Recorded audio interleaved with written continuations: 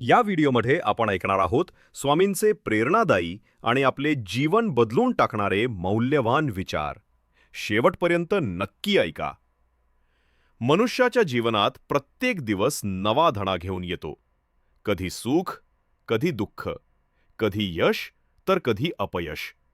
पण या सगळ्यातून आपण शिकतो ते म्हणजे धैर्य, श्रद्धा आणि समाधान. स्वामी सांगतात, संसार हा एक महासागर आहे. या महासागरात वादळही येतात आणि शांतता येते.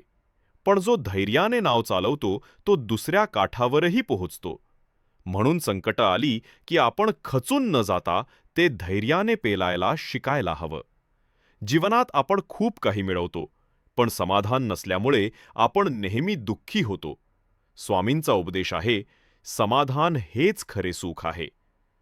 आपल्याला जे मिळालं त्याची कदर केले तर आयुष्य सुंदर होतं.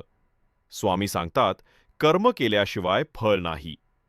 आपण प्रयत्न सोडले तर भाग्यही उजळत नाही. म्हणून रोज प्रामाणिकपणे कर्म करत राहिलं पाहिजे. कधीकधी आपल्याला वाटतं की जीवनात खूप अडचणी आहेत, पण स्वामी म्हणतात, दुःख हेच पुढच्या आनंदाची पायरी आहे.